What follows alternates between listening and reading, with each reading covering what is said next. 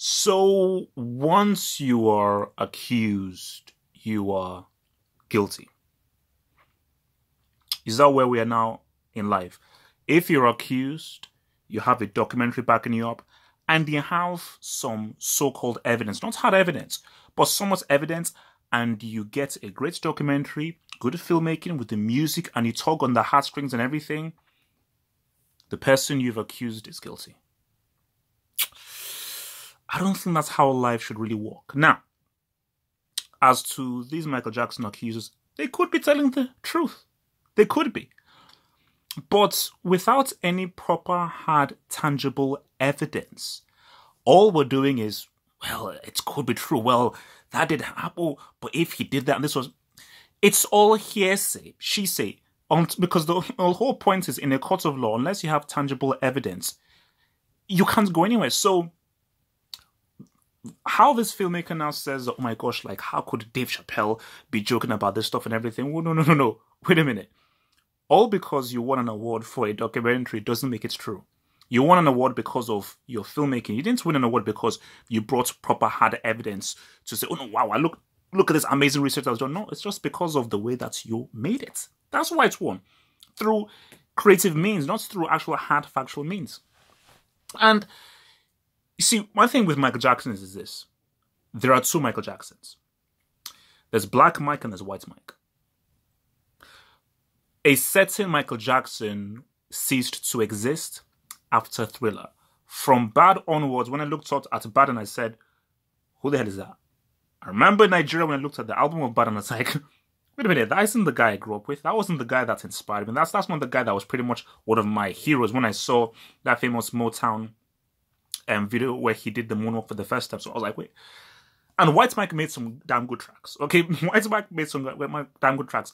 But White Mike was something different, and it's something that I couldn't really connect with. I connected with the very shy, very reserved, black kid that looked like us. That looked like me. When I said, oh my gosh, that's like us. Like, it's me. And he didn't look like a superstar. Jermaine looked like a superstar.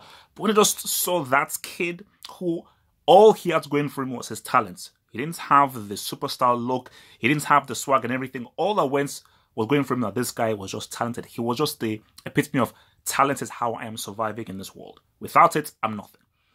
So there's Black Mike, and I said off the wall, that's my jam. There's Black Mike and there's White Mike. So, and White Mike, with the whole thing with, want to save the world with it. I'm not saving the world with the kids and everything is good, but just how he was wrapped around that. Can you see my childhood? You are not alone. Sorry, that's just not me. I was like, that's not the Mike that I knew. The Mike I knew was that dude from the 60s, 70s, 80s, ended at Thriller. But the key thing is that this is how you guys should think about this. What if you're in Michael Jackson's position?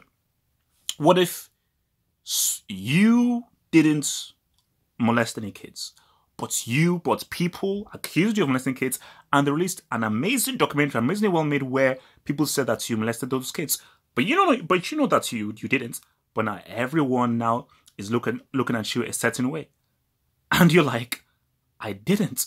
But people have already made their decision in the so-called public court of law that you're guilty. And should I get deeper? Let me get deeper. Let me get deeper. Now, I still say that there's White Mike and Black Mike, but for the black community, Michael Jackson is still a hero. He's still a beacon of true, unrivaled talent that we'll never see another Michael Jackson again. So after the way that blacks have been demonized, they've been lied about, Emmett Till, look up Emmett Till. They've been demonized in the media and so forth. Do you really believe that because two white people, not Macaulay Culkin, not Corey Feldman, the people who we know Michael Jackson was close to, Macaulay Culkin and Corey Feldman, not those two who have denied any other stuff. So because two white dudes say they were molested, the black community will now cancel Michael Jackson? Now, because let's get racial.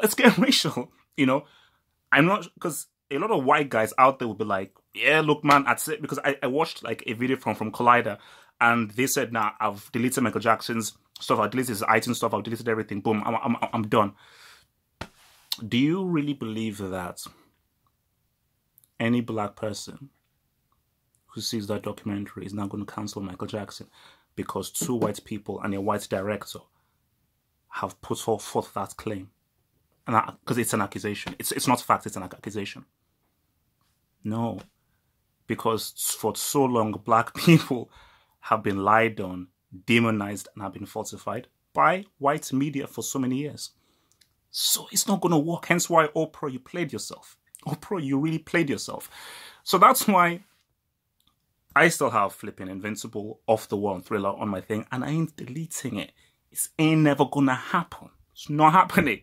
See, White Mike, I said, Off the Wall, that's riding with me, because for me, Black Mike, for me, is unscathed. White Mike, I don't know about White Mike. White Mike is just there. But still, White Mike, I still feel it's an accusation.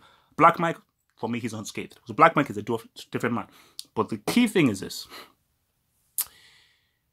I don't think the documentary filmmakers and so forth know how powerful Michael Jackson is and how powerful his fans are. This ain't Elvis. This ain't the Beatles. This ain't Barbra Streisand. This is Michael Jackson. There are no more loyal fans on this planet than Michael Jackson fans. So unless you bring hard flipping core evidence that you can literally touch tangible, you think Michael Jackson fans of the black community are going to cancel Michael Jackson? Sorry, man. There's been too much history of too many lies told on black people for us to just take the word of two white dudes. Sorry. That's just me keeping it real. Peace out.